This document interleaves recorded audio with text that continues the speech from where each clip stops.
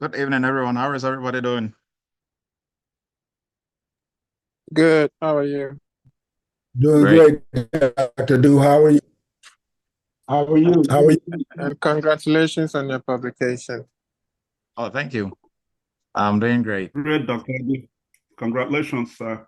Oh, Outstanding. thank you. Yes, yes. Thank you. I appreciate everybody's time. And we started a little bit, just a little bit under 7, but it's going to be an exciting night as usual. So hang on tight. So for tonight, it's going to be a very interesting discussion for everybody, whether you are in the cybersecurity industry or you are trying to get into the cybersecurity industry. So aspiring cybersecurity professionals and those who are already in the industry, this is something that you are not going to get anywhere, right? Most people in the industry and even for industry players, they are not really aware of, some of the science behind the workforce, the cybersecurity workforce, and that is what we are going to be discussing tonight, right? So bridging the gap between knowing and doing, right? They are two different things. So you are welcome once again. I'm Dr. Emmanuel Ledoux, and we are starting off time now. So for tonight, we are going to be looking at bridging the gap between learning and doing in cybersecurity. So that is a very big gap that has been hunting the cybersecurity workforce, and it's still going to be like that in the foreseeable future, right? So it's good to really arm yourself and really know what is going on in the industry to be able to well position yourself to make more than 6 figures and also to work effectively and be able to contribute meaningfully to any industry, any company that you find yourself in, right? Or even if you want to set up your own shop as a cybersecurity professional. So you are welcome. We are jumping in, and for everybody joining us, if you can kindly put where you're joining us from in the chat, and then also for folks who are looking to uh, do recertifications, and you are trying to use continuous learning points for your recertification, you can put Team Live in the chat and take a screenshot of that, and that counts as 1 point, one continual CPE or CPU, depending on whichever certification body that we are looking at, right? So let's jump in. For tonight, cyber news is going to be from our audience, everybody. If you have anything cyber news worthy, just raise your virtual hand and we give you the floor because we have a lot to cover. So just get ready if you have any cyber news for us. Now, Eretmis Cyber Chat, we do this every Friday night.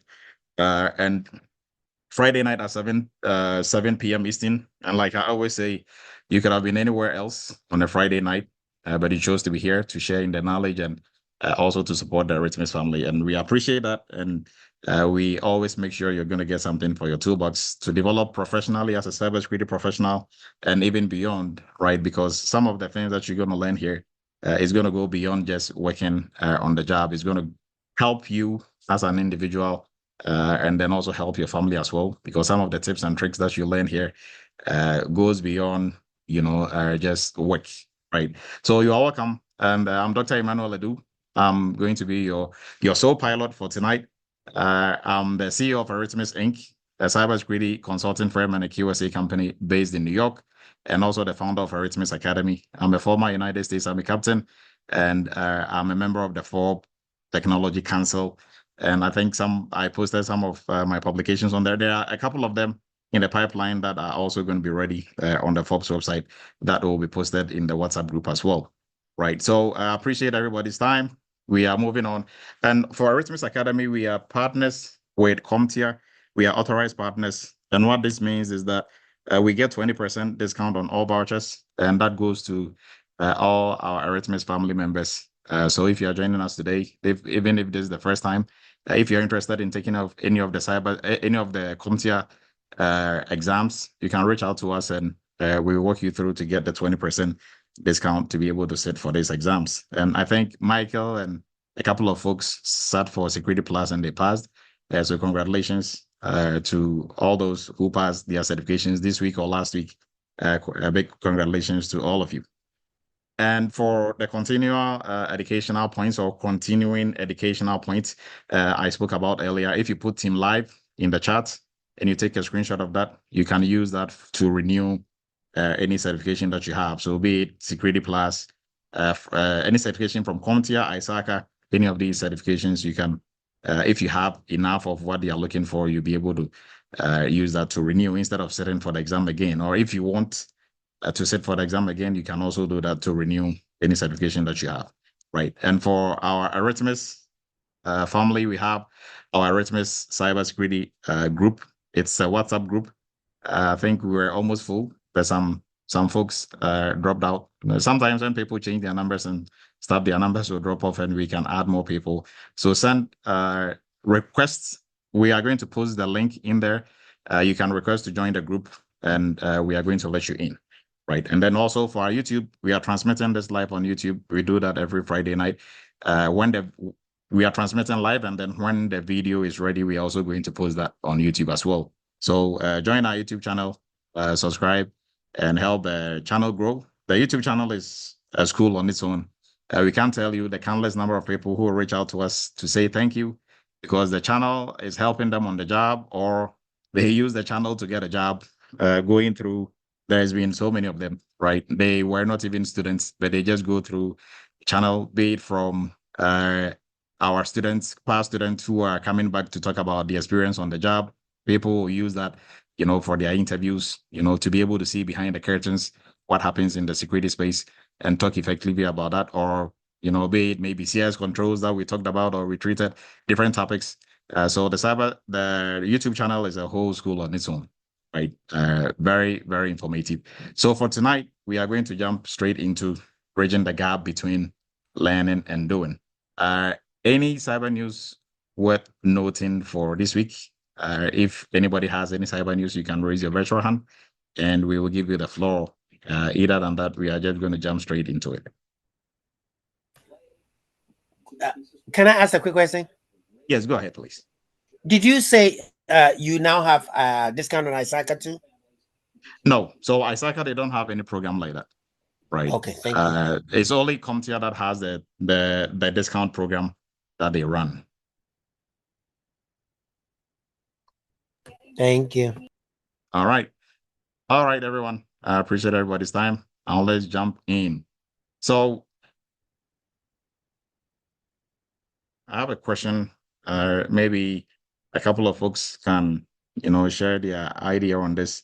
So in your estimation, or from what you know so far, what do you think are some of the ways, or one way that we can bridge the gap between learning cybersecurity or gaining the knowledge, basic fundamentals, and then also doing the doing part of cybersecurity? How do we bridge that gap between knowledge and doing?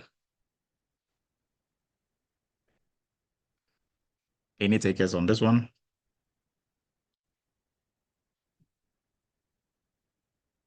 Or how do we bridge that gap? First off, how do we bridge that gap in any industry? So, for example, let's take maybe driving. You can learn in the classroom road signs. If you're driving and this happens, do that. And then the actual driving itself. How do you bridge the gap between what you know and driving itself? Right. Or if you want to just jump in and answer the cybersecurity one, you can do so. Let me see. There are some hands up. Jamal, please go ahead. And then Mike and Jason and Eliku. Good evening, Dr. Du. Yeah, good evening. You bridge the gap by having a teacher or mentor and by actually doing it. That is the most effective way from my experience. You have to go through the motion. Theory does not get it alone. You're just going through memory. And the way I look at it, you can read a book about riding a bike, but until you get on the bike and learn about balancing and not hitting the front brake going fast, you're not doing it. Okay. Yes. Thank you. Mike, please go ahead.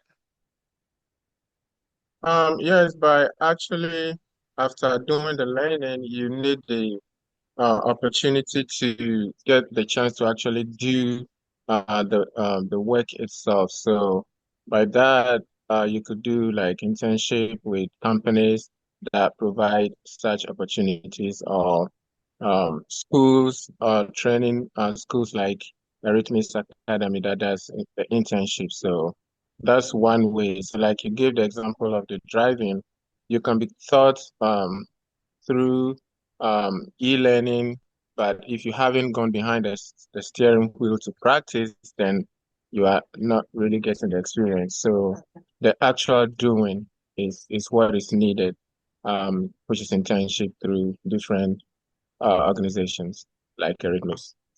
Okay, thank you. Jason, please go ahead. Thanks, Doc.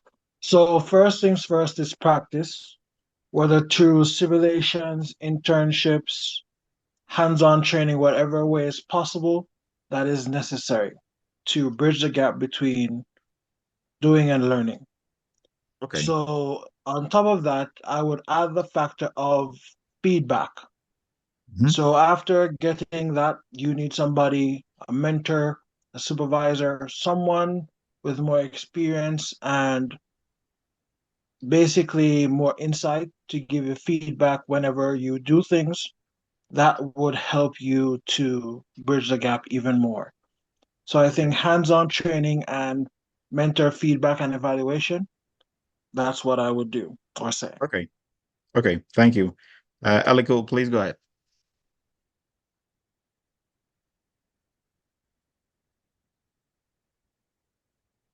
Oh, you are muted if you're trying to speak. I think you've unmuted yourself. But still, audio is not coming through.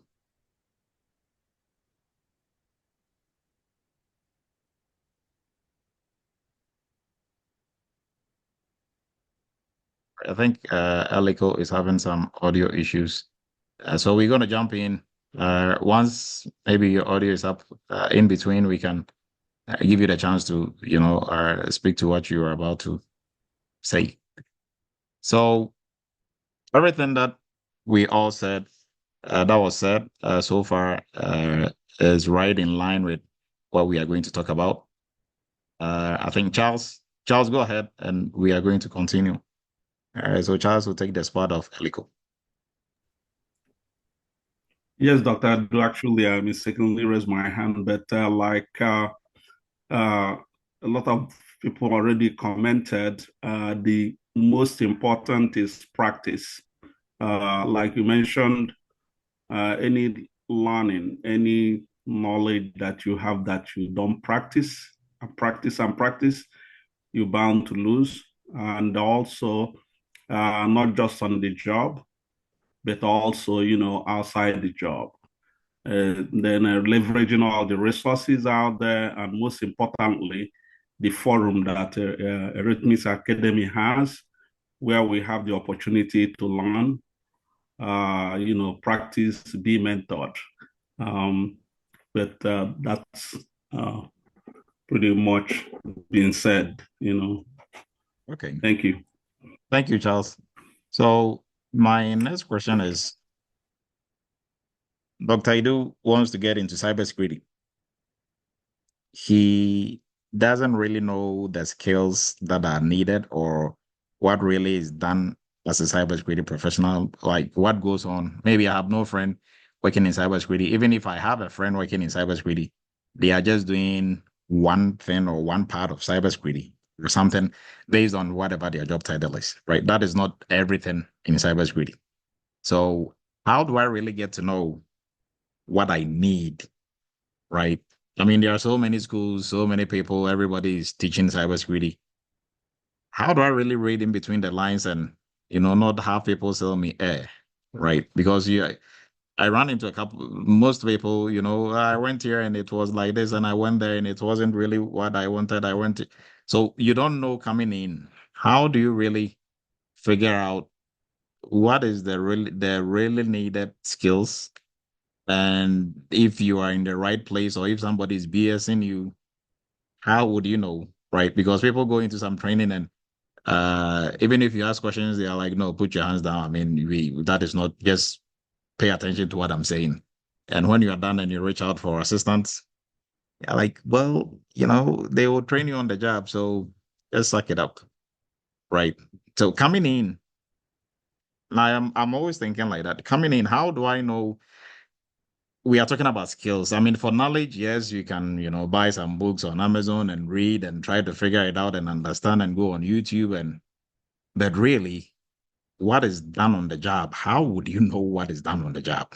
Right now, for the Eretmis family and the Eretmis community, we are lucky to have, most of our folks working. They will come back and tell us about what they are doing. We can ask questions. So we really, we have this privilege of going behind the curtains and seeing what is really going on, right? It's like going to the restaurant and the food is always served to you. How do they cook the food? How? But if the chef is your friend or your family member, maybe sometimes they can give you some inside scoop or take you behind, and go take you to the kitchen and show you how things work there. But if for somebody who is not privileged to be on this platform or be part of the Eretmis community out there in the wild, where everybody is trying to sell you something, right? How do you really know the skills that you need? Independently search for and find the right resources to really go through and, okay, if I go to a school, they're supposed to teach me A, B, C, D. And for practice, I'm supposed to do, 1, 2, 3, 4. That is what we are going to be looking at tonight. Right. So, this is the yardstick to measure everybody, including Eretmis. And what we are going to go through was not created by Eretmis, right? So at least that is not like Eretmis is, trying to sell us something. Now, who is nice? Nice can be, you can be nice. Nice is a word. The word nice. Nice things. Nice vacation, nice places. What is nice or who is nice? In cybersecurity, when we say nice, who knows what nice is? Anyone? For $5. Nice in cybersecurity is what or is who? Anyone?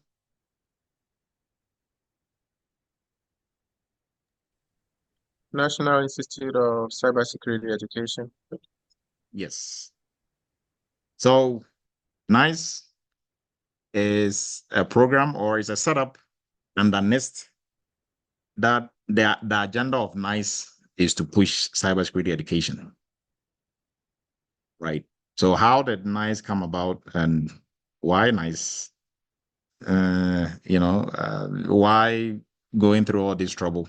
And NICE is the only program in the world, like the only program like this in the world, the only program pushing cybersecurity agenda, right? And they are the pay setters. They are, making a lot of a really huge contribution in the cybersecurity industry that everybody else around the world is adopting, right? So, United States is really, ahead of or taking the lead when it comes to cybersecurity because they have so many programs in place, all of which almost all of it falls under CISA, right? And CISA falls under Department of Commerce, and under CISA or Department of Commerce is where NIST it came in to also do all these cybersecurity frameworks. There's a whole list of them, right? Who is CISA?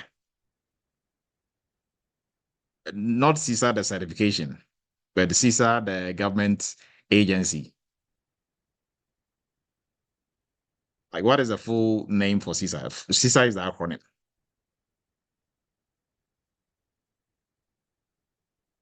You can Google that. Cybersecurity and Infrastructure Security Agency. Yes. So why am I bringing all these up? These are the institutions that are setting the pace in cybersecurity. So for everybody on here, if for folks who followed Eretmis for a while, I always want to come from directly from the source and from a point of knowledge, not I think or I believe. I don't do any of that. I know for a fact, right? So you have to go directly to the source. If you want anything from cybersecurity, in terms of the structure, how it's supposed to be. If you are a learner, you are an employer, you are in academia, you want to set up a curriculum for training, you want to set up. So that kind of, I'm giving you the secret to where Eretmis gets its curriculum and how our programs are structured, right? We don't just find things on Google, right? We go to the source and we go to what has been proven to work, right? So that is why I'm throwing in CISA, NICE. So for folks who are not very familiar with these government agencies, kindly dig into them, right? They have a lot of good resources for you. They have NICCE also as well, the Center for Excellence, Cybersecurity Center for Excellence, National Cybersecurity Center for Excellence, that is also there. So there's a lot of those agencies pushing different agendas when it comes to cybersecurity. But our main focus tonight is going to be on NICE. And we are building our case on how to bridge the gap from, between learning and doing. And we are starting from NICE. So if you follow keenly, you'll be able to put all the pieces together by the time we are done, right? So NICE, it stands for National Initiative for Cybersecurity Education. It's a program under NIST, right? So for most folks, when we ask you what frameworks are you familiar with, and during interviews and you say NIST, NIST is not a framework. NIST is a government institution. It's National Institute of Standards and Technology. Now, if you say NIST, NIST has a whole host of, or a whole army of frameworks that goes beyond cybersecurity. So if you want to mention a framework, mention the specific framework. Don't just say NIST, because NIST itself is not a framework, right? So NIST, under NIST is the program NICE, and the focus of NICE, or why NIST came up with NICE, is to develop, promote, and standardize the cybersecurity workforce framework. And we are going to dig into the cybersecurity workforce framework. And the goal for the cybersecurity workforce framework is to provide knowledge, skills, and abilities needed for different cybersecurity roles within an organization, right? So maybe, hopefully, everybody is catching up on how we are putting the pieces together, right? So the key, points or the key areas within NICE is to provide a common framework that will help outline the skills and the knowledge needed for each role, for all the roles that we are going to find ourselves in cybersecurity, right? And this, the government came up with this to address the growing need for lack of skilled cybersecurity workforce, right?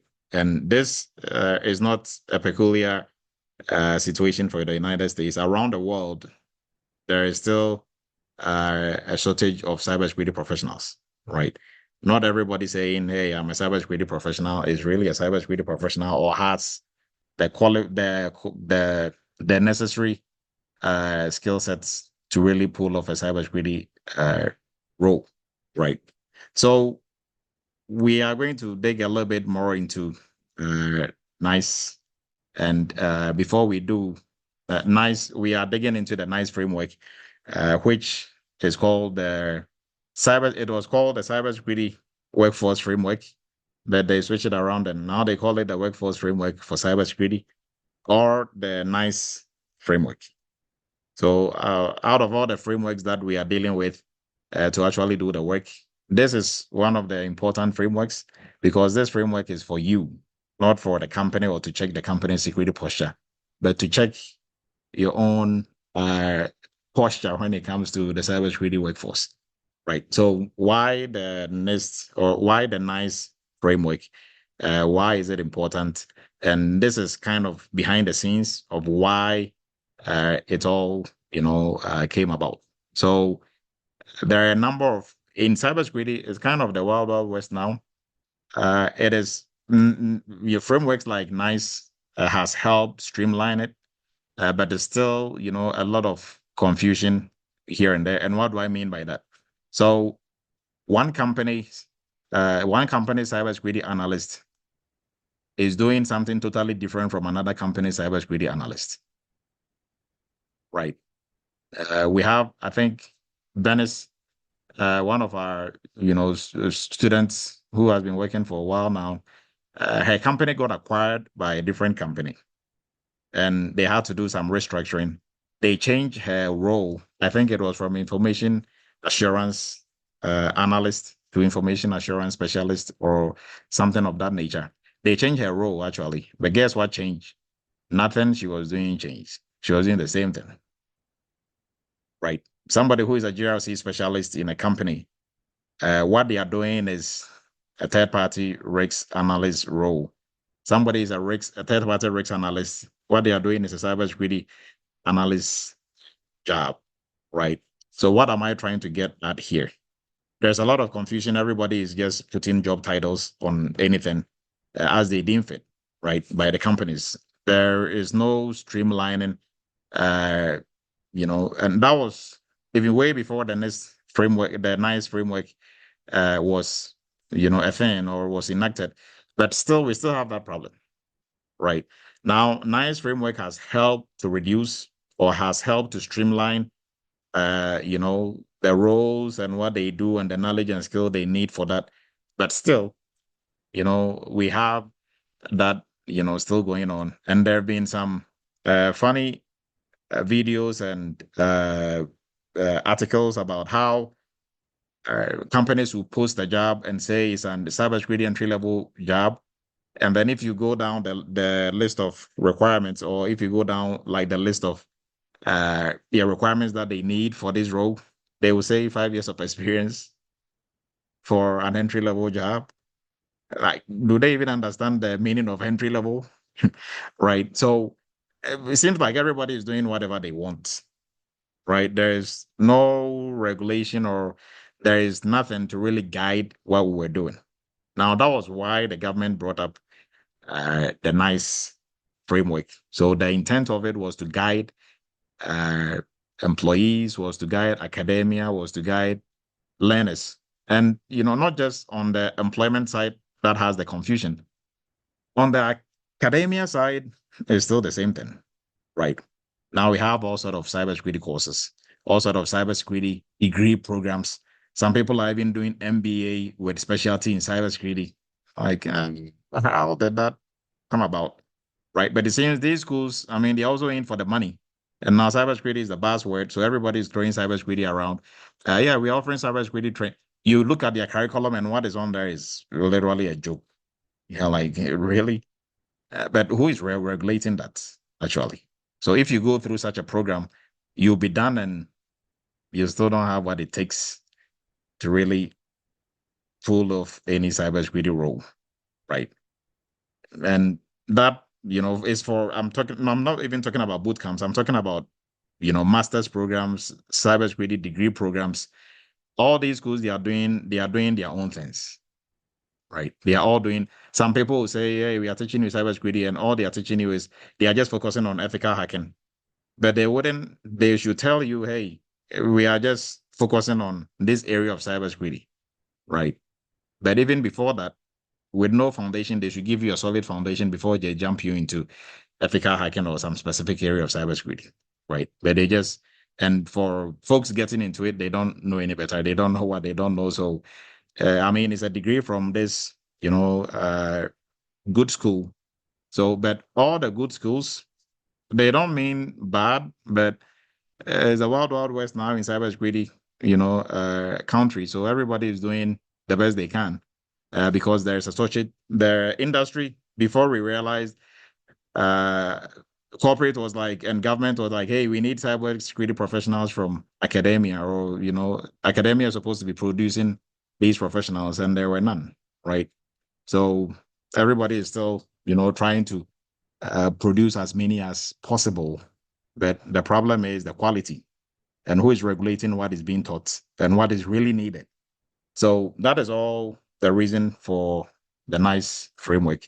So this, as we are going through this, it is going to help us to really get a very clear understanding of how to position ourselves as security professionals, whether in the industry working or, trying to get into the industry. So because of the lack of consistency in the way cybersecurity is defined, in job descriptions, in job titles, that is the reason why. And then also now it becomes a bit harder for universities, boot camps, and colleges to prepare students for their first cybersecurity role. Because if you think you are training somebody for security analyst, whatever curriculum that you have. Where if you look at some job descriptions for security analysts, they are totally different from what you are teaching, right? So that is why you have to go through a training that really takes you through a very solid cybersecurity foundation and then build you off into other areas of cybersecurity, right? Like the program that Eretmis runs for entry level, for the GRC internship, and even for our specialty courses, same thing. So that is why for almost all our courses, we do cybersecurity crash course, even for the advanced courses that we offer, right? Because we really believe in a very solid foundation. And because we built such a solid foundation, regardless of the job title, our students can hold any of these job titles because they are just job titles, right? We really have to look at the job description. And for most of the job description that you're going to find, 80% of the jobs or 80% of the items on there, you should be able to pull it off if you go through any of our training, right? So now, because of all that confusion, there is loss of time. People are doing all sort of things. Now, for the next cybersecurity framework was supposed to help solve this problem, and it has been, helping up to this point. And I think the version 2 version 2 of the NICE framework it has been out for a while. Now, the NICE framework is supposed to provide a common definition for cybersecurity, a comprehensive list of cybersecurity tasks, knowledge and skill, and abilities required to perform those tasks, right? So who is supposed to use this framework? Educators, students, employers, employees, and policymakers, right? So educators, they can use this framework to create programs that align to jobs. Students can also graduate with the knowledge and skill that employers need, and employers can also recruit from a large pool of more qualified cybersecurity professionals.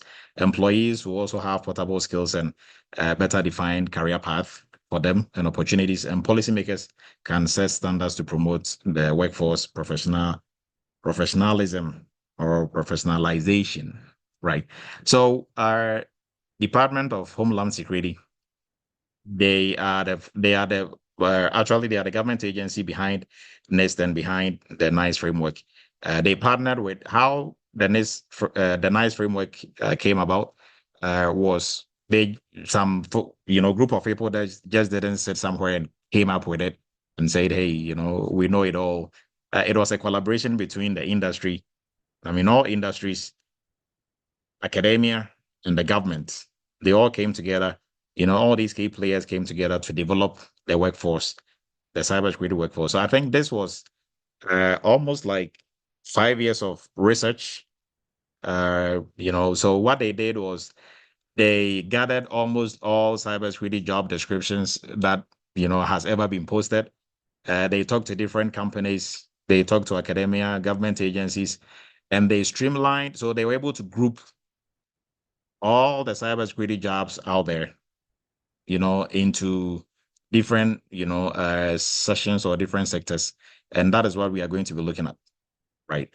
So whatever you are seeing in the NICE framework is something that has been done based on research, right, from all players, academia, in the industry, and the government. And everything in there is meant to help us really identify what we need as potential cybersecurity professionals or even cybersecurity professionals, how to grow from one role to the other, or grow out of the role that you are currently in, right? So I think this was published, first publication, if I remember correctly, was somewhere around I think 2015, 14, 16 thereabout, but don't quote me on that. For that I can't remember clearly, but I know there was a government initiative that pushed this agenda, and it took them almost 5 years to come up with a NICE framework, right?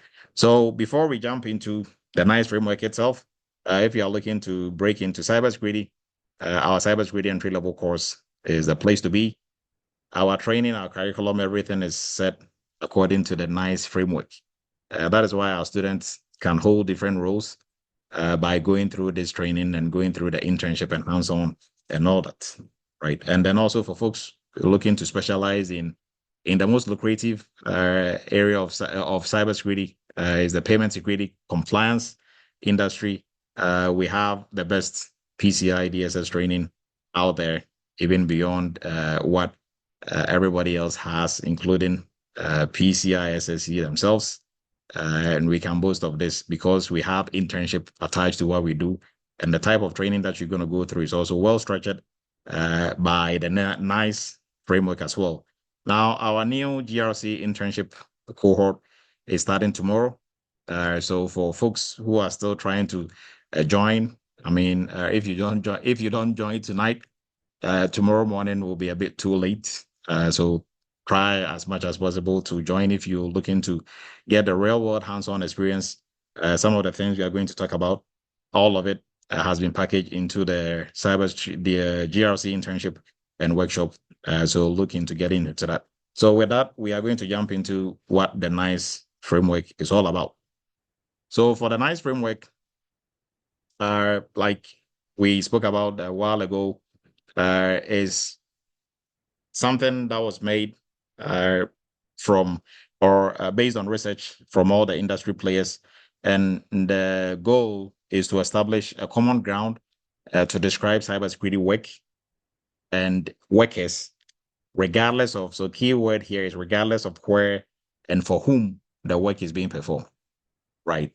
So whether you are working in retail, you are working in construction, you are working in oil and gas, cybersecurity work and the workers shouldn't really, be much of a, shouldn't really, there shouldn't be that big change, right? Yeah, granted, industries have their own peculiar industry things that they do, but cybersecurity work or how we go about performing cybersecurity work shouldn't really change, right? So the framework applies across public, private, and academia as well. So this is the breakdown of the framework. Just like all other frameworks, there are breakdowns we have for PCI. We have your goals, your requirements, the sub-requirements, similar thing here. So for the breakdown, based on the research that was conducted for the NICE framework, the researchers came up with what they call categories. So the whole entire cybersecurity sphere is divided into 7 categories, right? And they call it previously the 1.0, the NICE framework 1.0, they simply just called it categories. The new version calls it work role categories, right? So simply saying a high level grouping of common cybersecurity functions. So everything that we do in cybersecurity can be grouped into 7 main categories. Now, out of those 7 categories, we have what we call the work roles. So work roles, we have 52 work roles. The work roles are, grouping of work for which someone is responsible or accountable for, right? So the different, roles that are within the cybersecurity field, regardless of, this is not job title, roles. So work role, they, based on the research, everything that we do in cybersecurity, regardless, whatever job title you have, we can group all the job titles into 52 different, categories. Or no, not categories will be the wrong word, groups, right? So all job titles can be grouped into 52 different groups, right? And like the note says here, the work role is not synonymous to job title or occupation because it's a work role. One work role will include a whole bunch of job titles, right? Grouped under that work role. So we also have what we call the TKS statements.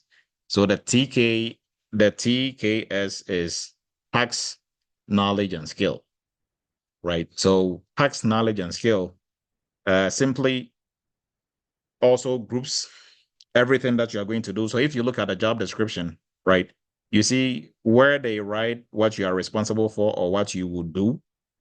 That list is the task that you are going to execute in that specific job title, right? So if they say you should, you would develop and maintain a robust cybersecurity program or develop and maintain policies.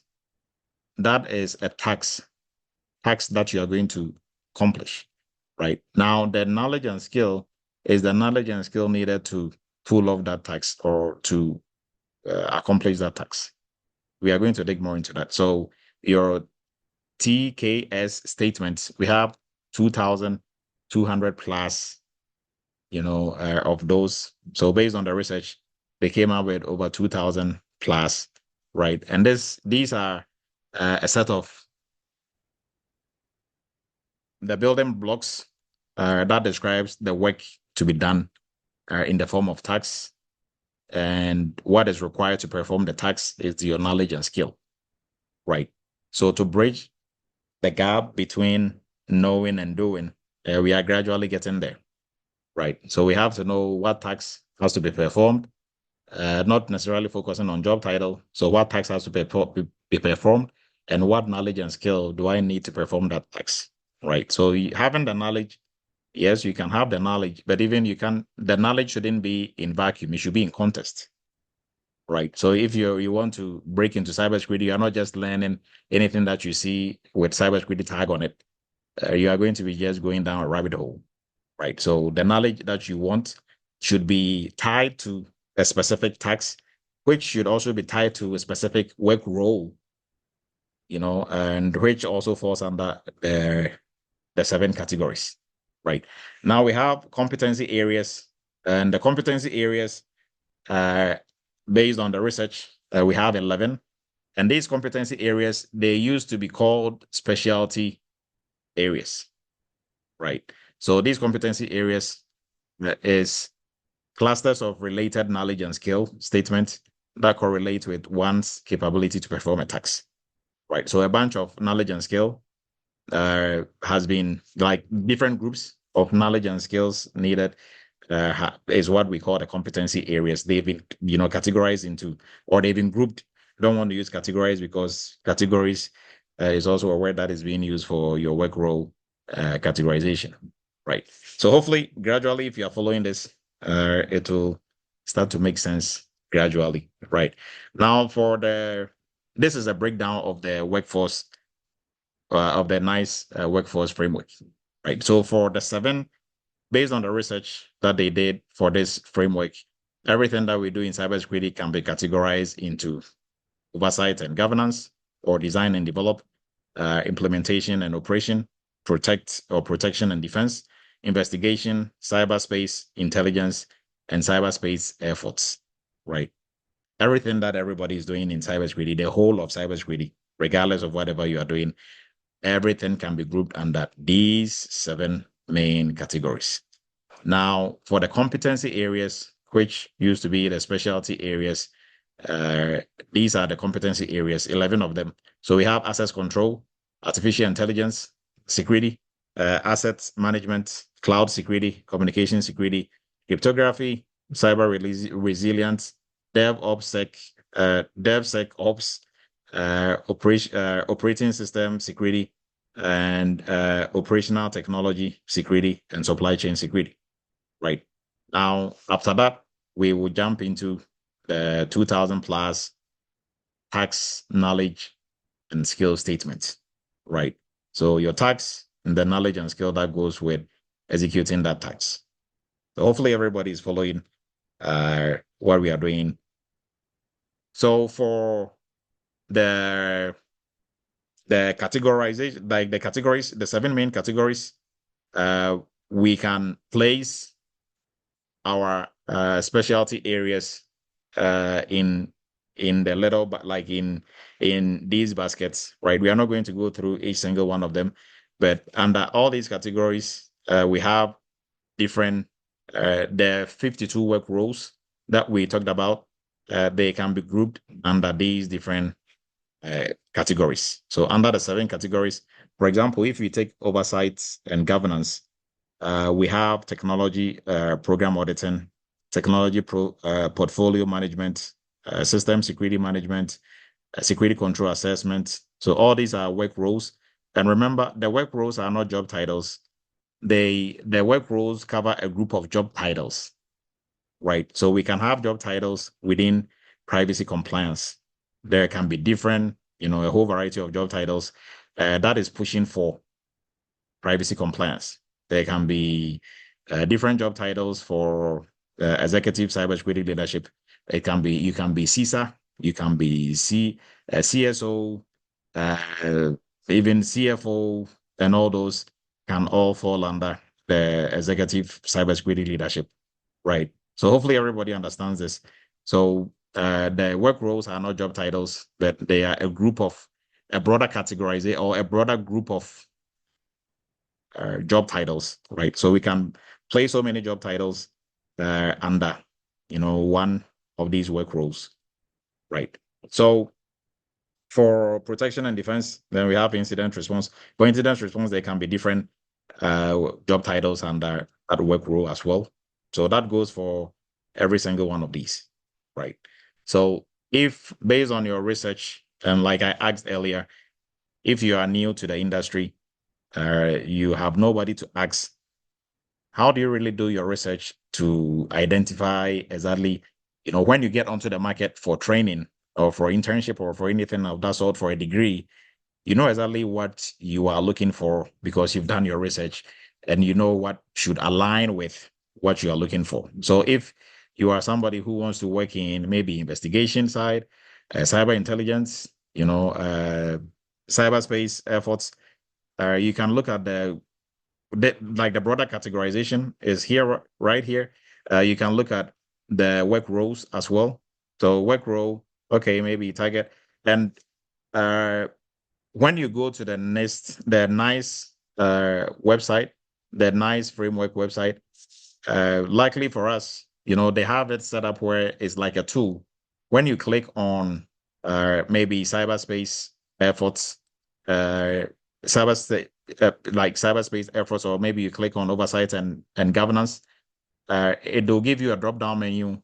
And if you click on this work role, it will give you another drop-down menu where you can see not only the knowledge and skill you need for this, but also some of the job titles under, that work role, right? And you can click on that. It will give you a whole list of things that you need in terms of knowledge, things that you need to know.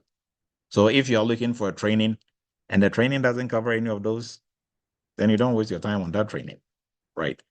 You look at the knowledge and skill. If you look at any, training and it doesn't have what you're looking for on there, exactly what you want to do, then you don't waste your time on that training, right? So if folks, everybody on here, if you take this seriously, you will be very successful in what you want to do in cybersecurity, right? And why are we going through all this? Like I said, at Eretmis, we always want to come from a point of knowledge, not just guesswork or what we found on Google, right? Even though we are, big industry players ourselves, we work in the industry, we do gigs in the industry for Eretmis Inc. In the school, we were also not just coming up with curriculum anyhow we want, but based on research, based on knowledge that has been, put together from different industries, right? So for the competency areas, we have the list already. We went through them. And then based on the competency areas, we will break it down into our TKS statements. And our next stop is going to be our TKS statements. So for tax, knowledge, and skill, your work role describes the workforce, right? So I said the work role is group of job titles. So all the job titles in cybersecurity, they've been categorized. Let me just use categorized into different work roles, right? So with one work role, you're going to have a bunch of job titles under that. Now, the job titles describe, or the work role describe the workforce. So whoever is going to work, whatever job title you have, you are part of the workforce. So now, for us to be able to pull off this work role or any job title within this work role, things that are required for us to do are the tasks.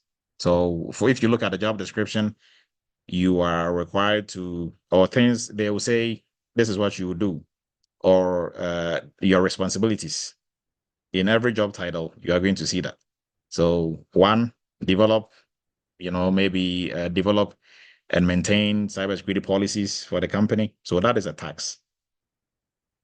Now, for that task, what are the knowledge and skills you need to be able to pull it off? So just like right here, you see there is a task, then there is this item on here, there is this item on here. Everything that is a triangle is a skill you need. Everything on here in this shape is the knowledge that you need to be able to pull this off. So for every single task, there is a knowledge and skill that you need to be able to pull it off. Right. Now, the gap that we are talking about and we are trying to fill is the gap between the task that needs to be done on the job. The knowledge you have is good. The skill, how do you get the skill? So the knowledge, yes, you can read about it, and everything starts with knowledge, right? You cannot do something you don't know, right? So let's not get too much ahead of ourselves. You can't just focus on skill because skill is based on the knowledge. So you have to get the knowledge first before you move into skill, right? If you go to driving school and you just jump straight into the car without learning road signs or without learning anything about the road and driving, if you see a road sign that says 50, maybe probably you think they're going to give you $50 at the end of the road somewhere. No, it means your speed limit. And even for that, for folks who might maybe be thinking on the right line, 50, is it the minimum speed limit or the maximum speed limit? How do you know? All that is going to come from the knowledge, right? So just driving by the speed limit sign, like the road sign that says 50, driving by it every day is not automatically going to make you know what it means. You have to learn that, right? Now, you can also learn that all you want, but if you don't practice driving, maybe you are probably going to hit the speed sign, right? So we have to distinguish between the two, but they all work hand in hand, right? So for the gap that we are trying to close, the gap is how do you perform this task? You cannot just do this with just the knowledge. It's not going to cut it, right? So you need both the knowledge and the skill. And if you come down here, like it shows on here, the skill and the knowledge, both of them will help you to accomplish the task described for the work role or the job title under the work role that you want to pull off, right? So hopefully everybody appreciates how we are breaking this down all the way to where we fit, right? So, and even for folks on here who are, if you are going to an interview, now you know what to look out for your job description that you have, for every single item on what you are going to do or your responsibilities. If you read the responsibility, the example that I gave, you are going to develop and maintain cybersecurity policies. What you should ask yourself to prepare for this interview is what are the knowledge or what is the knowledge and skill that I need to do this? Now, the knowledge is what are cybersecurity policies? How many cybersecurity policies is an organization supposed to have? What are some of the examples of them, the different types? What policies do they need by virtue of the industry they are in? So all that is knowledge, right? When it comes to policies, that falls under governance in cybersecurity. Where does policies fit in the documentation hierarchy of governance, right? Aside policies, what else, comes in? Standards, procedures, and the list goes on all the way to baseline and guideline, right? So all this is knowledge. Everything that I'm just saying is knowledge. Now, on the job, they want you to develop the policy, actually develop the policy. So knowing the policies they need is good. How do you develop the policy? From what? Do you just pull up a Word document and start, writing the policy? What do you even have to write on there? So that comes with a skill. If you've never worked on a policy before, you've never created a policy. Now you know what policies they need, but you are stuck coming up with it, right? So hopefully everybody gets that piece. So for your interviews, you go through that, ask yourself, how do I have the knowledge and skill to do this? For the knowledge, you can polish upon. For the skill, if you've not done it, actually try and go do it somewhere. Find somebody to help you to do it, or do something to mimic what exactly they want you to do. So looking at we are going to now focus on the tax knowledge and skill statements. So this part of the tax knowledge and skill, the TKS statement, is really the core building blocks of the NIST framework, right? Without the tax knowledge and skill, everything else kind of really is useless. So yes, we know cybersecurity, everything that we do can be broken down into 7 main categories. Okay, that is nice. So what? Everything else under that can also be broken down into the 52 work rules. Okay, so what? We have to break it all the way down to the tax and knowledge we need to pull off the tax, the skills and knowledge we need to pull off the tax that we have to do for that specific work role, right? So for tax, what is the definition of tax? What do we really mean by tax? So that is what you are actually going to be doing, that you are required to do. So activities directed towards the achievement of the organizational objective, right? So if they employed you there to be a cybersecurity manager, they have a list of things that you have to do for cybersecurity manager. Every single one of them is the tax you are going to, accomplish. So tax statements also define the work to be done.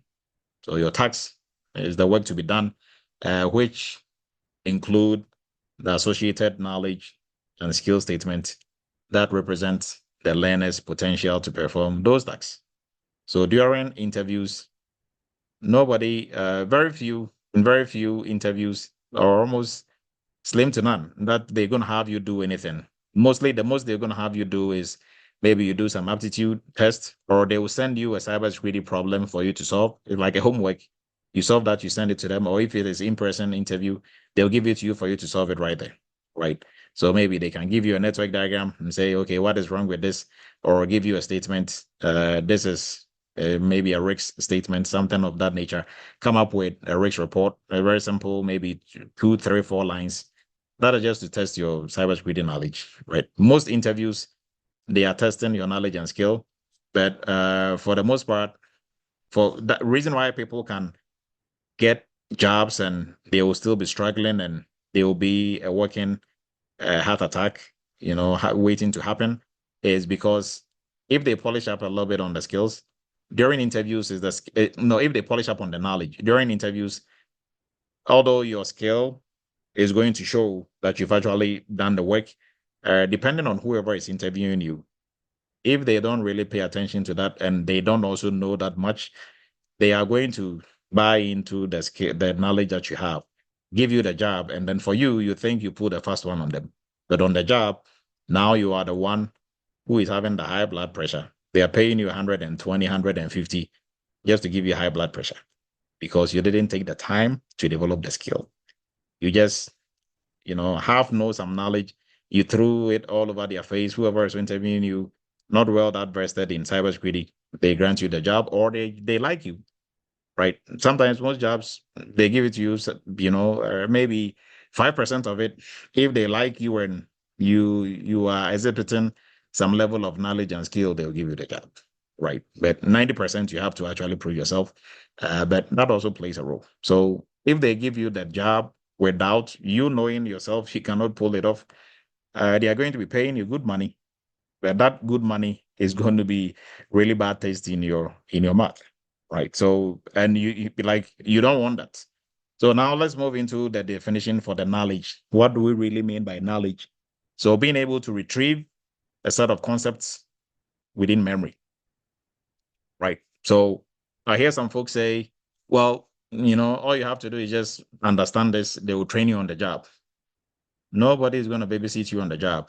And if you look at this definition for knowledge, is retrievable set of concepts within memory. So if you really have very little of these concepts in memory, I don't think any employer is going to help put this back in your memory.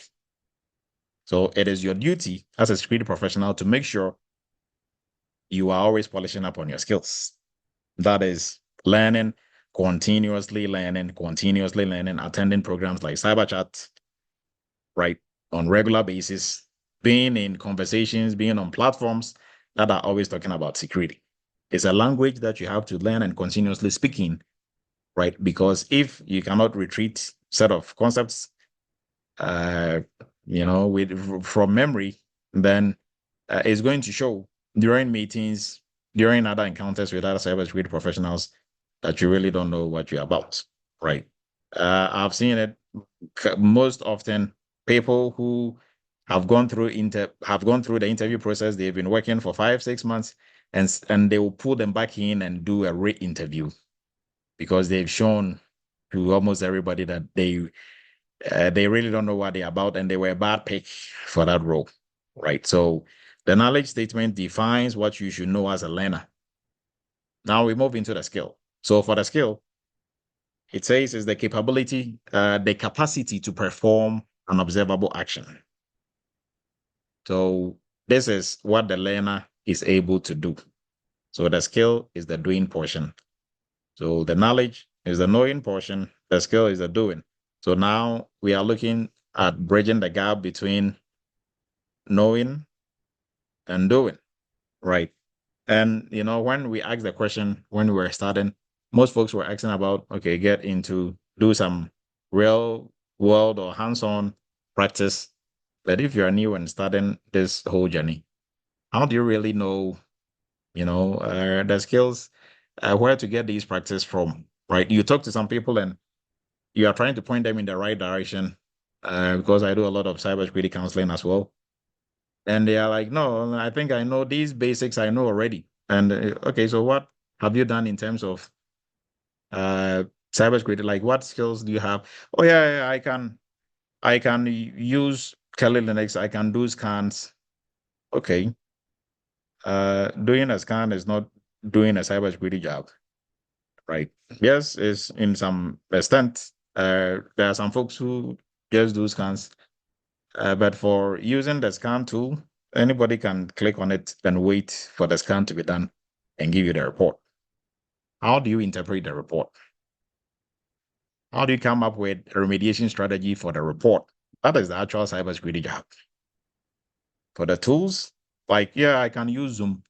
Yeah, everybody on here just clicked on Zoom, and once you are allowed into the meeting, you just sit there and listen.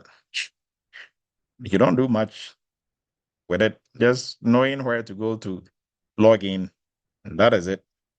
So if you are doing a scan, you just click on, sit for 5 hours, 6 hours, scan is done, generate the report.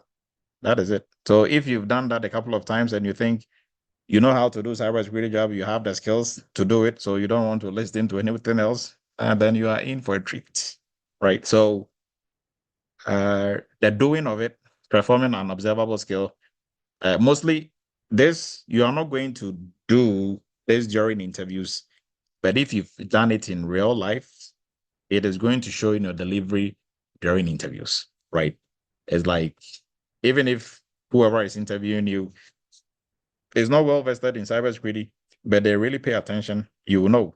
But if you go to the hospital and you went to a doctor for maybe your physicals, for whatever, and they came up with the results, and you're asking them questions about this and that, if they know their stuff, you will know. You don't have to be a medical doctor yourself to know if they are BSN or they really know their stuff, right? That is how and why sometimes they'll tell you something and you're like, I want a second opinion. And I've done a couple of that. I remember, like, when I was in the army, I had athletic hernia or something of that sort.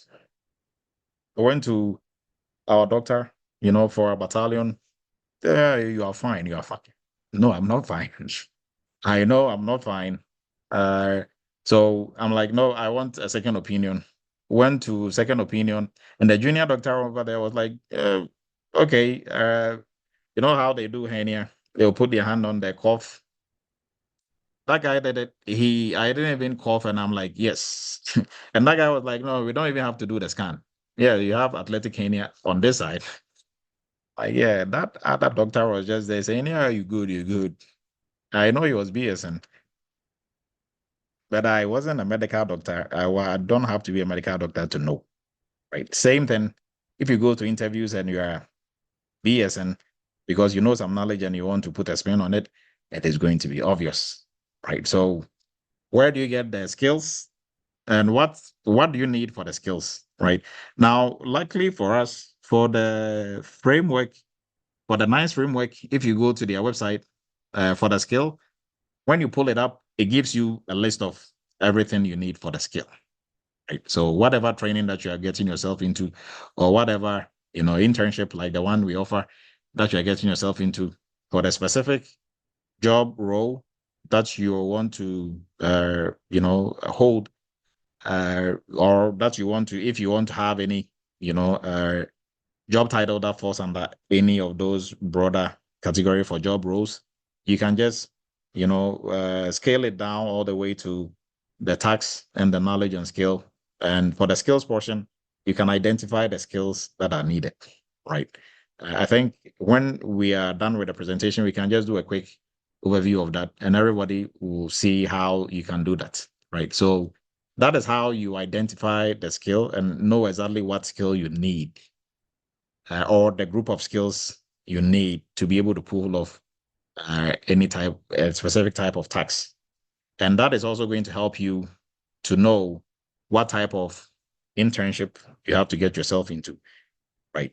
So moving forward, for the competency areas is a group of knowledge and skill that correlate with how to perform specific tasks in a specific domain or in a particular domain. Now, for the competency areas, they help learners to discover areas of interest, inform career planning, development, and identify gaps for knowledge, and then also gaps for skills development, right? And it provides a means of assessing or demonstrating a learner's capability in the domain. Now, the work role, we discussed that already, so we're not really going to jump too much into that. Now, how do we implement the NICE framework? So for the NICE framework, like we looked at earlier, it is for employers, is for learners, is for education and training, credential providers as well. Example, Eretmis Academy, we are in the education and training portion. For credential providers, it can be NIST, it can be ISACA, ISC squared, CompTIA. Those are credential providers, right? The credential exams or the certification exams that they provide should also be tailored to the NICE framework. And they are all players in coming up with a NICE framework. So yes, of course, if you've seen any of these providers, their body of knowledge or what they need you to know to sit for these exams, they update it, I think every 2 years for each of the companies that provide these services. So that shows that they are constantly, are also keeping up with the industry, right? So for employers, for learners, how do we implement the NICE framework? So we are looking at it from employers' perspective. So for employers, they are supposed to use the NICE framework to support their cybersecurity workforce assessment, planning and recruitment and development. So for employers, for their job descriptions, they are supposed to use the NICE framework. But are they really using it? Maybe some are, but most of them, they are doing copy and paste. That is why you see, entry-level role requiring you to have 6 years of experience, right? Because HR, whoever is in HR just did copy and paste and didn't realize that the job that they were copying from was maybe probably an intermediate level job, but what their company is looking for is an entry level, and they just copied and pasted the intermediate level role that required 6 years on an entry level role that requires 0 to maybe a year or 2 years, right? So if you see stuff like that, because somebody copied and pasted blindly without actually going through to make changes or corrections, and that is how they will put all these number of certifications and all these things that really wouldn't apply on the job, right? But for HR or different human resources personnel who are doing their job well, for cybersecurity job descriptions, they should work with the cybersecurity team to come up with it, right? They will come up with their frame and everything. And for them, if they also know about the NICE framework, they can easily go in there if they ask the right questions. So for a security analyst, what do you guys have in mind for them to do? Maybe A, B, C, D, and then they can bounce it off the NICE framework, go through the tasks that are required for that work role, and then also for during interviews. So for the workforce assessment here is during interviews, whoever is interviewing you, the hiring managers, if they are doing everything right, they should be going through the skills and knowledge needed for that, the listed tasks for that job role or work role that has been identified for them to fill in the company, right? So hopefully everybody gets that piece. And also for employers, this is a tool that helps them to identify critical gaps in their cybersecurity staffing, right, and capabilities, and also determine and communicate positions, responsibilities, and job descriptions, just like what I went through describing, and also provide staff training and career path options for their staff. Now, for learners, which is us, right, everybody on here, whether you are in a cybersecurity role already or you are trying to get into one. For students, job seekers, and employees, we can also use the NICE framework to explore the wide variety of cybersecurity related work roles available to us, and then also learn about the top competency areas valued by employers for in-demand cybersecurity jobs. So staffing specialists uh, and guidance counselors, which includes most of us on Eretmis side. We should also use the NICE framework as a resource to support learners. So for folks, if you talk to Dr. Edu and pointing you in a certain direction, it's not just because Dr. Edu is trying to sell you a course or trying to sell you something. I mean, far from that, most folks on here, you know that for a fact, right? I'll tell you exactly as it is based on personal knowledge of what really will help you, right? But the ultimate decision is on you as the learner or on you as the cybersecurity professional to maybe go left or right.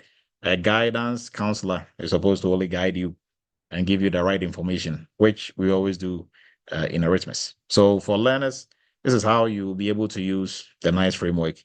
And lastly, for education, training, and credential providers, we can also use the NICE framework to create learning content. That is what we use to create our learning content, right? And so we are giving you the secret to how we come up with our curriculum. This is the secret. Now, we also align for what we do, we align the NICE framework and for us to be able to give you exactly what employers are looking for on the job, right? So this will help. This really has helped us, and we've done this experiment. Now it's not an experiment anymore. It's something that we know for a fact. Folks who go through the entry level, who go through PCI, who go through their internships for PCI and entry level, the GRC internship, they acquire the knowledge and skill that is really needed on the job on the blue side of cybersecurity. Every role they will be able to hold, right? So, like I said, now you know that for folks who will reach out and say, I want to be a SOC analyst, I don't think anybody on here will say that anymore, because a SOC analyst is a drop in the whole ocean of cybersecurity, right? Getting into cybersecurity, you don't want to limit yourself to, okay, just a SOC analyst. You have to have a broader foundation, a very solid foundation for, if not for anything, for maybe 2 or 3 work roles, which encompasses different job titles. Right. So hopefully everybody is getting that piece as well. Now, before we wrap everything up, for folks trying to get into the cybersecurity industry, our cybersecurity entry-level course, if you have some IT experience or cybersecurity experience, we still encourage you to go through this. Very informative, very educational. It's going to give you the knowledge and skill that we've been talking about to be able to perform different tasks. And internship is also going to, put you through the different tasks within different uh, projects for you to really polish up on the skills needed to pull off those tasks. And for folks looking to specialize in cybersecurity, our PCI DSS payment security compliance training is the way to go. This is the best payment security program out there in the cybersecurity sphere. As of today, the better one than this will still be from Eretmis. Now, for our new GRC internship, we are starting tomorrow. If you've not joined this previously, or even if you have and you want to still jump onto this, you can still do so. And this is for folks who are trying to bridge the gap between knowledge and skill, right? If you've done some training, RMF, GRC training elsewhere, and you really know you don't have what it takes to do a GRC role or cybersecurity role, then join this program. Very intensive, but you're going to learn a lot. Now, for everybody on here, if you've not joined our WhatsApp group, cybersecurity group, kindly do so. Send a request, and we are going to add you to the list. And also for our YouTube channel, we are transmitting live on YouTube, and we encourage everyone to subscribe and sharing the knowledge. Now, how do we really bridge the gap between learning and doing? Now, to bridge the gap between learning and doing, we have to first, like we went through, you have to go through the next, come from a point of knowledge, the NICE framework, go through the categorization all the way down to work role, all the way down to the tax that is needed, and the knowledge and skill. Now, the tax that is needed is not only one tax that is going to be required for a job title. There's going to be a whole bunch of it. But, you can be rest assured, all those, tax that you are going to identify on there, they all fall under one work role. So for that specific work role, if you go by the list of the knowledge and skill that is needed, you should be able to pull that off, right? So identifying the right training that will give you the real world hands-on training. That will also give you some hands-on simulation, real world scenarios, and also mentorship. Like I think was it Jamal or who talked about mentorship, and then also this training should align with what the industry is looking for, what employers are looking for. It's not just going to be theoretical, but it should also have some practical doing portion of it. Now, we are going to look at some of the key approaches, practical approaches that we can use to break the gap. So pursue real-world projects in cybersecurity. So it can be freelance work. You can be doing freelance work for small companies, small businesses, right? To practice and all that you are doing, you are practicing. So something as simple as, hey, I can create, cybersecurity policies for you or procedures for you. I can create SOPs, and other stuff for companies. You can do that as well. Now, internship, like the one that we offer, our GRC internship, you gain that exposure to actual cybersecurity projects, right? Now, other internships for different companies that you're going to go through, you have to really dig a little bit into it before you get there, and they just have you sit on the lines and watch other people work, and you're going to do that for 3 months and still not be able to get your hands dirty doing anything, right? Or they're just going to have you do what they don't want to do. So if they have to fill in some Excel sheet to put some input, they're going to have you do that, and then whilst they do the real work, you don't want to find yourself in a position like that, right? So find yourself, if you want to do internship elsewhere, do internships that is going to bombard you with a lot of projects, right? Now, for the internship that we offer, for the GRC internship, and we also offer internship for other trainings that we have. for the GRC internship that is starting tomorrow, we are going to talk briefly about that. But our focus, we do reoccurring projects for 2 companies, right? So very intensive. You just hit the ground running. We'll go through governance, risks, and then compliance area as well, and beyond. Develop awareness training, incident response, and all that. So we talk a little bit more about that as we move on. Now you can also do volunteer work, right? So if you are done with cybersecurity degree, a boot camp, whilst you are waiting to get an opportunity, and maybe if you don't want to get onto Eretmis GRC internship because that is not free, you're still going to pay for it because we guide you through. Somebody asked, I mean, if it's internship, why are we paying? Oh, because we show you how to do the work and we guide you through those projects the whole entire time. And 2, we do coaching and mentorship as well, and we help with job placement, help you structure your resume and all that, and eventually find a job, right? So you can do volunteer work. You can volunteer to work for some nonprofit or small companies for free, working on different cybersecurity projects, right? Now, also, same thing, make sure there's somebody there who is already a cybersecurity professional who can assist and guide you, because if you are the only cybersecurity professional there and you don't know what to do and you're working for free, anything that you do for them is okay, right? But are you really doing the right thing, right? And that is one thing that our interns also get from us. We have the resources.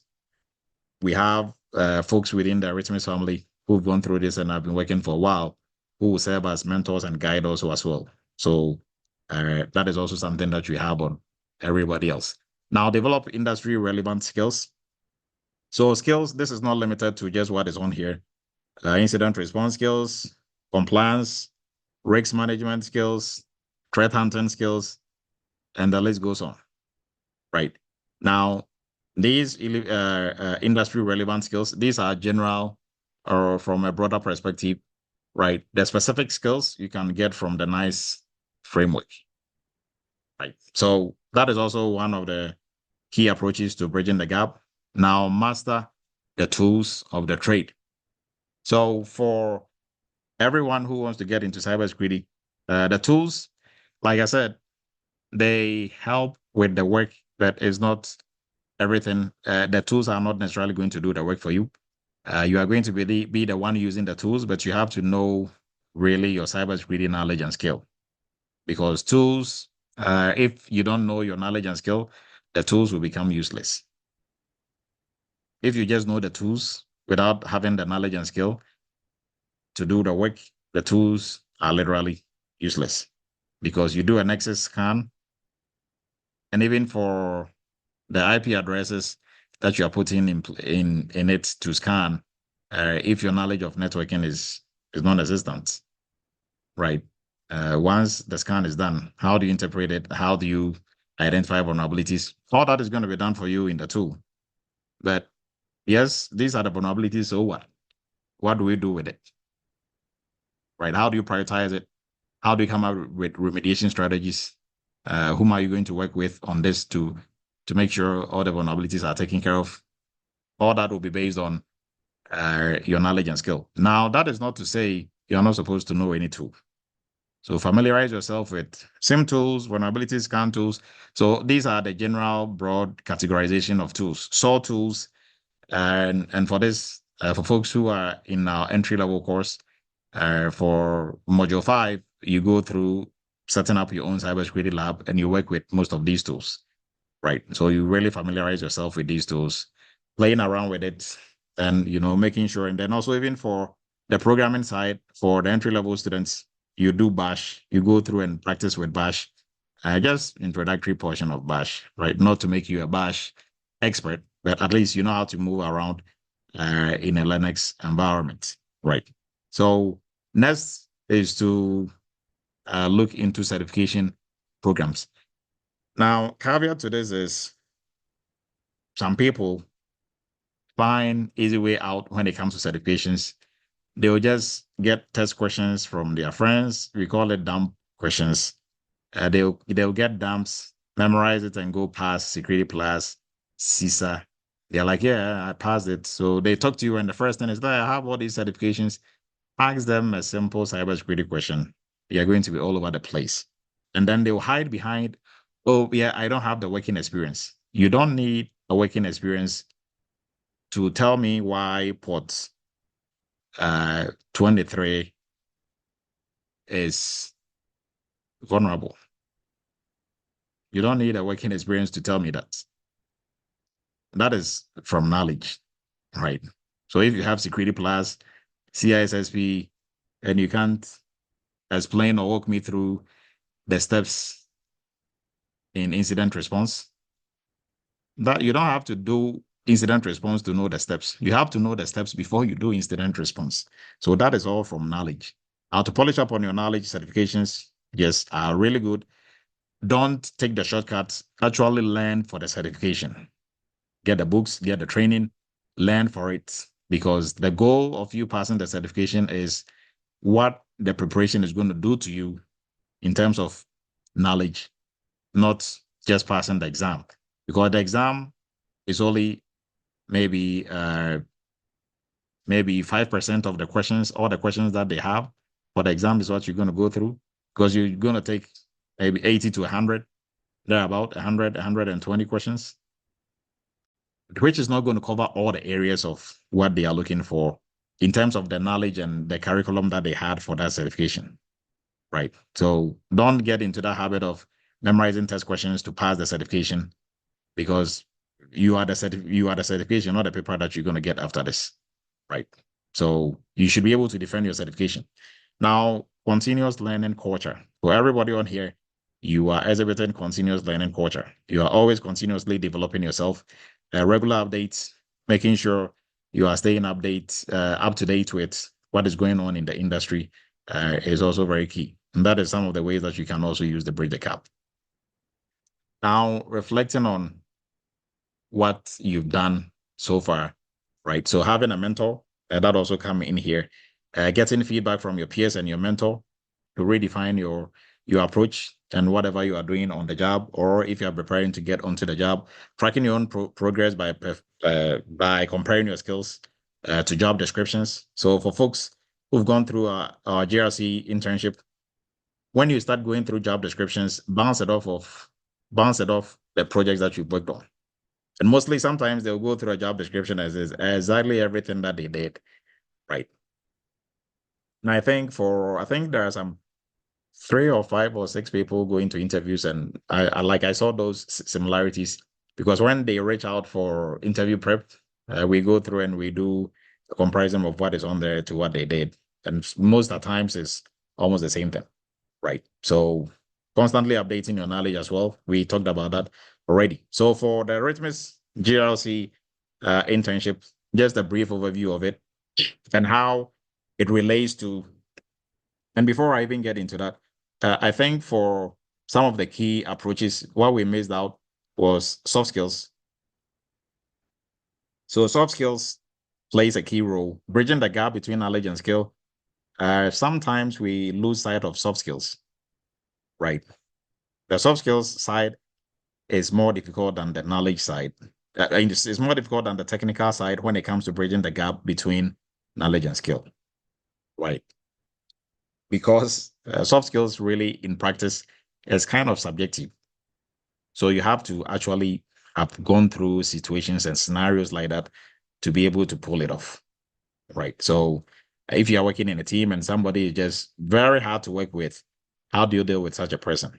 And you're going to get such questions during interviews, right? And people will just start going through what they will do personally, but they are not really looking for what you do personally. They are looking at what is the science behind dealing with people who are difficult in teams, right? How do you handle conflicts? What is the science or the proven steps, the proven concepts in handling conflict? They want to hear that first before you put your own spin on it, right? How do you work in a team? How do you go through team formation? How do you influence the team to do something that they otherwise don't want to do? You don't just talk based on what you think. You talk from point of knowledge, right? Before you jump into what you think, put your own spin on it. So for our cybersecurity GRC internship, what we don't talk about is there's also a school for developing your soft skills, right? So most people will get in there and they are working with different people from different backgrounds. You are going to be put in groups and in teams. And, initially when they start, they are bumping heads, people are stepping on each other's toe, and it's chaotic. And after 3 weeks, they are all, pumped up, working together, doing presentations, and it's very obvious now this team is really working well together. And by the time they are doing their graduation, they're all laughing about it. They become a family, right? But during interviews, if they ask you anything about teams, how to work in a team, if somebody was difficult, you are like, oh, let me tell you about John. In our team, this is what John did. This is how we handle it. Team conflict, this is our approach to it. So you have a lot to say when it comes to the soft skills parts, and not just to say during interviews, but on the job, you're still going to face the same thing. You are going to be working in teams, and there's no program out there, internship or otherwise, that will really create that environment for you to actually experience this like this thing firsthand in terms of working in teams, working in groups, and most especially the most difficult part of working in teams is working in teams remotely, right? In person, yeah, you can read people, see their face, see what they are like, see what they are talking about, see if they are saying yes or no without saying that. Online, you can shoot them a test email, they pretend they didn't see. How do you go about that? Right? Or their response might sound some way, but probably that is not what they want to say. Right? So if you're able to pull that off, then you can work in anything. Right? So communication, presentation is also something that you are going to be doing in here. You gain the experience and the experience of polishing up your soft skills, working with different people from different backgrounds. You are going to be working in teams and in groups, right? In groups, broken down into teams. Then also for the real cybersecurity working experience, real world working experience for two of our sister companies, Diaspora and ADDI, the African Diaspora Development Institute. And we have a lot of alumni, who'll be cheering for their companies on here. So these projects, they are reoccurring projects for these companies. So like risk assessment, third party, incident response, they are all reoccurring, something that we do on quarterly basis for these companies, right? Now, this is a list of some of the projects, and all these projects are aligned with a nice framework, the nice workforce framework in terms of the skills that you need. Now, for the knowledge piece, this is for students who are coming into this with some knowledge already. Now, for folks who want to join this with no cybersecurity background or knowledge, we encourage you to go through a cybersecurity entry level first, which also includes the internship, right? But for folks who've done some training elsewhere, we assume you are, 100% on the knowledge, or maybe 80 to 100% on the knowledge before you jump into this. Because if you look at the breakdown, when we come to tax, we are looking at the skills and the knowledge. So you have the knowledge, or you should have the knowledge already before jumping into this, right? So because you are focusing on the skill, we are here to do. So although we try to polish up on the knowledge part a little bit, because for every project we go beyond just doing. Before we do, we give you the science behind it, why we do it, how it's done. We show you how to do it, the tool you need to do it. And if we are using the framework we are using to do it, and then you and your team will go work on it, right? So the projects that we work on, we're performing audits, cybersecurity audits on assessing the security posture of the companies you are working for using the cybersecurity framework, CIS controls version 8.1, ISO 2701. Then we also jump into governance. Governance is actually the first project we do now. So for governance, we work on policies, procedures, review. We do a review and development of policies and procedures. So how do we know the policy is current? How do we know which policies you need for your company, right? We go through all that as well. And then for gap analysis, for your policies, you're going to be doing gap analysis. For your audits that you're going to be doing, anything that we identify as a gap or they failed to meet will be a gap. We come up with remediation strategies for that. For incident response, we perform tabletop exercises. For risks, we perform risk assessment using the CIS RAM. For third party, we do third party assessment as well, where we compare two companies, the one that has the better security posture for us to work with as a company, and then we develop baselines as well We develop cybersecurity awareness training for our staff, and many more. And I think we also do develop risk mitigation strategies for risks that are identified during the risk assessment, and then others that we do in addition to this. So this is a general overview of our GRC internship. So for folks who are looking to break into cybersecurity, if you are lacking the knowledge and the skill, the knowledge and skill, you go through entry level first before you get into the internship. But for the skill portion, the internship is what is going to help you bridge. So for if you are looking for how to bridge, if you don't go the Eretmis route and you're going elsewhere, you know how to go about identifying the right place and the right skills you need. We've gone through that already, right? So go through that, do your homework before you get into any program, even if it's an internship, a paid or unpaid internship with a different company. You make sure you are not just there wasting your time doing things that are not related to what you are going to be doing on the job, right? So for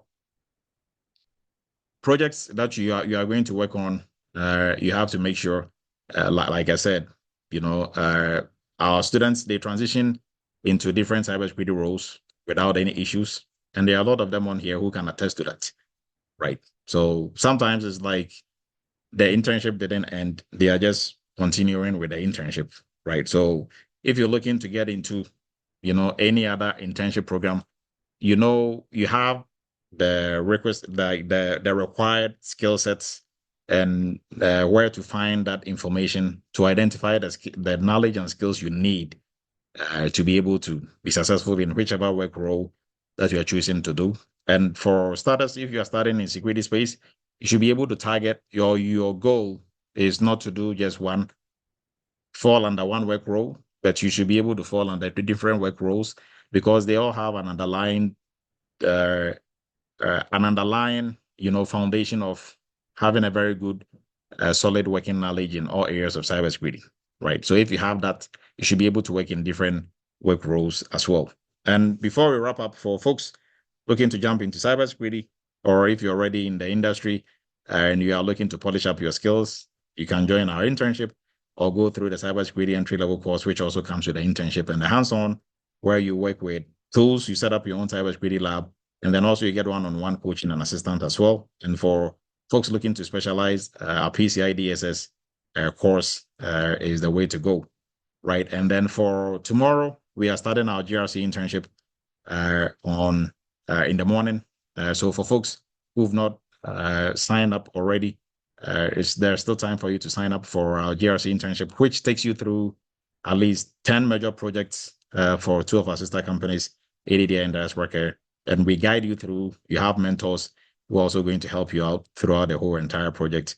And the skills and knowledge that you're going to gain from this is what is going to set you apart from everybody else trying to get a cybersecurity job.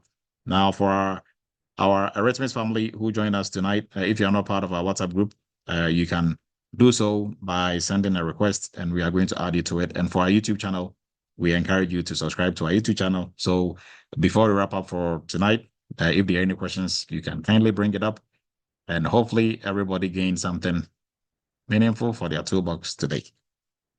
Any questions for the group before we wrap up? We start looking at some of the shout-outs in our chat. And for our contacts, it has all been posted in the chat time now. Yeah, I do have a question, sir. Yes, go ahead, please. Yes, so if I'm joining from scratch, which is the entry level, and I'm going for it full time, really invest my time, how long would it take me to finish up and then join the next available internship? So 2 months. The entry level should take you 2 months to complete, and then you jump into the next internship. So for the internship, we start one almost every month. So if you go through the internship, the entry level, once you're done, there will be an internship for you to join. Okay. So when you say 2 months, how many hours per day? Like how many days a week? So for the entry level, the first portion of like the entry level itself is self-paced with one-on-one assistance. So at least we encourage you to study 2 to 3 hours a day. right? And then you make appointments for one-on-one assistance and coaching. So if you have run into any problems or issues, there's always going to be somebody there to help you out. But you control the time. So it's supposed to take you 2 months, but because it's self-paced, if you put in more hours, obviously you'll be able to finish earlier than the 2 months, right? And join the next internship. But for the internship, it's 2 months.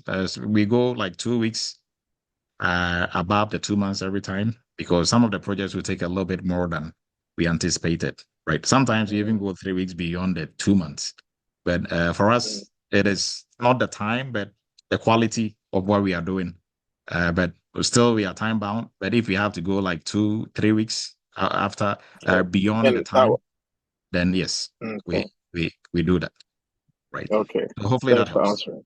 Yeah, yeah, you answered my question. So this whole package, going through from scratch and then joining the internship, how much is that looking like? What's the whole package? Okay, What's the so cost of it? for just the internship is 3,000. For the entry level, which also includes the internship and everything else, is 5,500. Right. For the whole And package. for the whole package is 5,500. And there are different payment options. You can do installment payment options.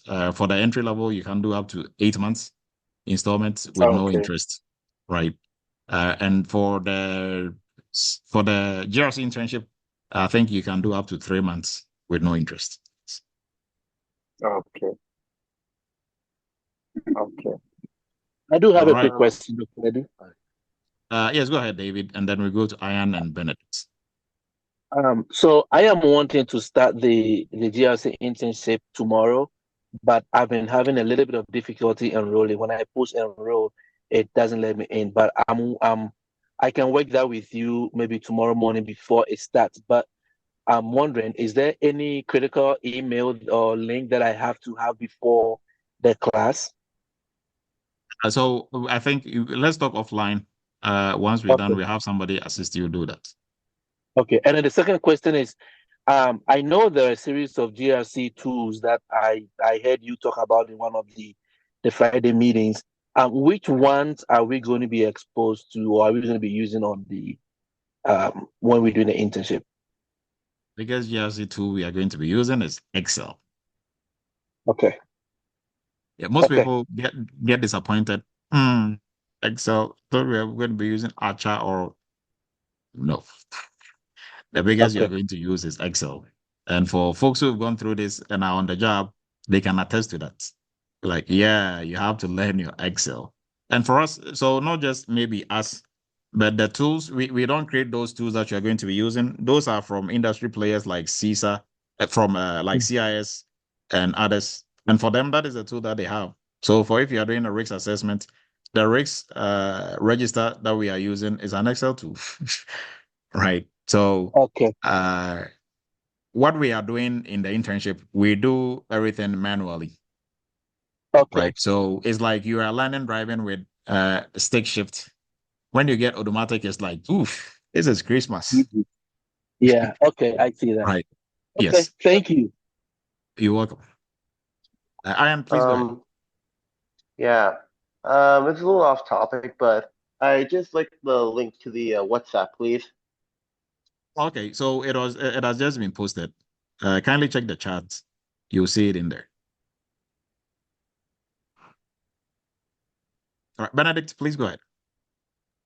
Doctor, please, what I wanted to ask is, though we almost done with our GRC internship and all that, but it's like I had my LinkedIn updated, and I've had numerous requests from, I don't know, either it's credible or something like that, but there are some organization that are kind of, I should do internship, but they're gonna pay like $20 to $25 an hour, but I didn't know either I'm supposed to be taking or something like that, so I've kind of put them on hold for now. So I don't know what do you think that I should do? So yes, for that we can talk offline, but just to help everybody out. After you've gone through the GRC internship, you are a full-blown cybersecurity professional. You shouldn't be going through any other internship to get paid $20. You're just going to be wasting your time. Oh, okay. Because I had with all I posted with all the 10 trainees that we've had and all the projects. I have it all updated on my LinkedIn page and all that. So right after doing that, it's like, I had numerous, requests from different places talking about, oh, we have internships, some gonna pay like $20, some gonna pay like $25. So I was like, Yeah, I don't know. you are Yeah. way beyond that. I mean, you're gonna be selling yourself short and wasting your time. You like your Oh, colleagues okay. are going in for 130K a year, and you are going in for $20 for what internship for how long? No, I mean, just if they are interviewing you for a role for 100K plus, just then go for that, right? So start doing interviews, actual interviews. There's nothing new or that you if you want to just bet and give it a shot, you come back and say, I wasted my time. Right. So just now go for the big catch rather than just trying to, thinking, okay, let me start small. There's no starting small here. You have what it takes, way more than what it takes to be able to pull off any GRC role or a cybersecurity role for that matter. Right. All right. So whilst we're waiting for other questions, I think we have some shout outs to do. Eliku is joining. You couldn't ask your question. Joining us from Illinois. Nicole from Georgia, Atlanta. Eric is joining us from Toronto. How are you doing, Eric? How is the baby? Andrew is joining us from Pittsfield. MA and Rachel is joining us from Ohio, Cleveland. And we have Rosie joining us from Frederick, Maryland, and George is joining us from Ghana. Thank you, George. It's almost like 2 a.m. in Ghana. And Obi is joining us from Texas. Andy says, great. Tio is joining us from California. Jacqueline is joining us from Texas. And we have some team lives. Kindly take a screenshot of your team lives. And then also, Mamus was saying congratulations to Dr. Edu. Uh, Ebukar is joining us from Florida, and we have Emmanuel joining us from New Jersey. Larry joining us from New York. Yep, New York. Miller joining us from Maryland, and Thomas joining us from Texas. And some team lives in there. Vivian joining us from Brooklyn, New York. And we have Charles joining us from Texas. Derek, Team Live. Alana joining us from Augusta, Georgia. Derek, New Jersey. Some Team Lives. And okay, some comments in there. Oh, as Aliko, you were having some issues at practice. Okay. So, and we have Derek is joining us. Oh, Derek was just saying congratulations. Thank you. And how much is the PCI training and for how long? LEC. So the PCI training, we have the specialist and expert. Specialist is 4 months. So it's 3 months of training, a month of internship, but mostly we go 2 weeks over that.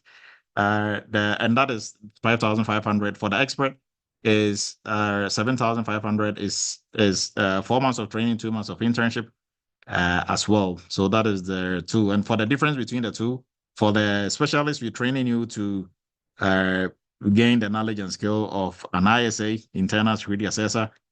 For the expert, we're training you to gain the knowledge and skill of a QSA, qualified security assessor. So that is the difference between the two, right? And then, so thank you for that question. Hopefully that answers your question. Do you have a course for beginners? Hanan, yes. So first, for everybody on here, if you are trying to start from scratch, take our Cybersecurity for Beginners course. It's free. The link has been posted in the chat. Go through that, it's free. And then you jump into our entry-level course. And then once you're done with the online portion, you get into the internship, which comes with a live session. Kingsley is also put Team Live in there. Some Team Lives in there. Okay, all the way. Ian, please go ahead. Yeah, I'm still having trouble with the WhatsApp. I don't see the invite in chat. Did you post the invite in? Like, did you request to be added? In WhatsApp? Yes. Hold on. I got your number, but I'm just having a bit of trouble requesting the invite. Do I just search you and ask? Okay, so just send like a request. Hey, can you add me to it? There are some there. I think we have like 8 or 9 admins on there. they will add you to it, right? Oh. Okay, and we have Emmanuel Atlanta. Reggie is joining us. Reginald is joining us from Dallas. Femi is joining us from Maryland. Vicky is joining us from Houston. Jason, Japan. George is joining us from Chicago. Alexandra is joining us from Texas. And I think that is everybody on here. And I appreciate everybody's time. And hopefully everybody got something new for their toolbox. For the nice framework, we couldn't go to the website as promised, but I think you have enough information for you to jump in there and do some more research. So mostly everything that we do here is to start the conversation. And I know as part of our job as cybersecurity professionals, research is a big part of it, right? So digging into this information, even if Dr. Edu gives you an information, dig more into it, right? We are all human. There can be some errors somewhere, but I try to, like I always say, when we do one-on-one job placement assistance, and I ask you about what does the company you are trying to apply for this role, what do they do? People are like, I think, I believe, don't think, and don't believe. You should know for a fact, right? So, and that is what we try to do for all cyber chats. What we give you, we try to know it for a fact to the best of our abilities. So, but everything that we give you is for you to start the whole conversation. So we are wrapping up. We appreciate Charles, is your hand up? Yes, sir. Okay, kindly go ahead for a wrap up. Yes, I spoke to you a while back. I came, I have background in IT, but it's been a while, and I've been training also online. Looking at a lot of trainings on YouTube. And as far as where I am now, I feel like I could go for the internship. I'm in between whether to go for the internship or to do the training starting afresh, just to make sure that I build strongly all across the board. And that's one of my comments. And then, I'll need some advice as far as that is concerned. And the next thing is, there are some holiday specials on the courses? Oh, okay, so for now, I think we're still talking behind the scenes. There might probably be one for there will be a brief, I think very brief sale for what is the holiday coming up? Uh, uh, Thanksgiving, right? Thanksgiving.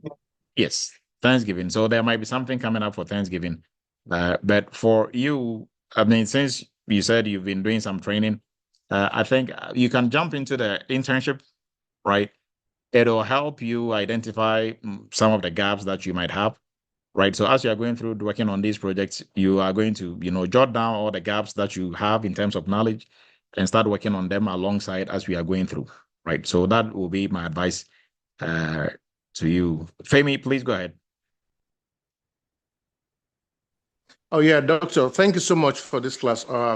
My question is, I almost didn't want to ask, but the last person stimulated me to ask this question.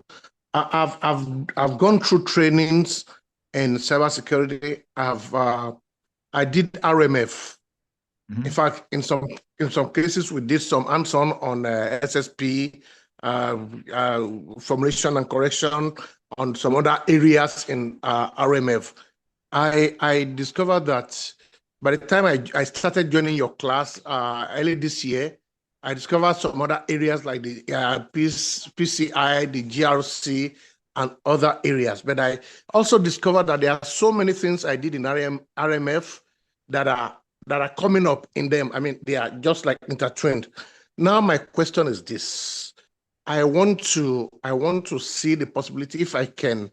Is it possible for me to take my knowledge of RMF and come for internship with it, or is it better advisable for me to run all the programs with you from A to Z? Because I may want to do the PCI the GRC aside from the RMF training? Thank you. Okay. Yeah. So for RMF and other frameworks, they all borrow from general cybersecurity best practices, as has been stated in the industry, right? And the best practices come from all these frameworks themselves, so they all borrow from each other. So it's very common for you to see something in RMF that is also a best practice in PCI or a best practice in ISO 27701, right? But for you, Femi, I'll say jump into the internship. You don't have to go through entry level all the way to. So as you jump into it and you are going through, if there are any gaps, you also polish up on those gaps, or we can talk on the side on how to help you polish up on those gaps, right? So, and also for the internship, we have like a courtesy crash course that we're going to have you go through, but that is self-paced. All that will be posted tomorrow.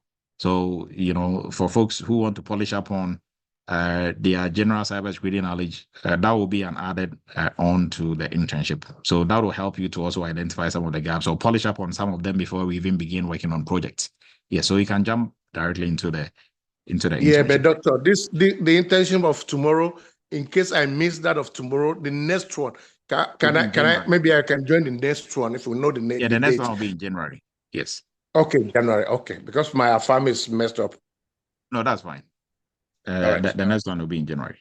Ebuka, please go ahead. Yeah, thank you, doctor. Please, I just wanted to find out regarding the GRC internship that is starting tomorrow. Do you have like a link?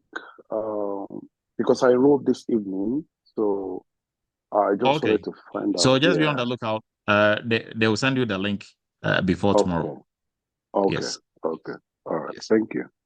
Yeah, you're welcome. All right, everyone. I appreciate everybody's time. We are wrapping up for tonight. And like I always say, it's Friday night. You could have been anywhere else, but you chose to be here. And we appreciate it. We appreciate you. We don't take your time for granted. We are going to meet same time next week. And for everybody, stay safe and have a wonderful weekend. Have a great night, everyone. Thank you. Thanks, Doctor. Take care. You too. Thanks. Thank you. Thank you, Dr. Edu. Dr. Edu, do you want me to call you? Yes. Thank you, Dr. Edu. Okay, yes, I will. I'll do that. Okay. Have a good night, Doc. Good night, everyone.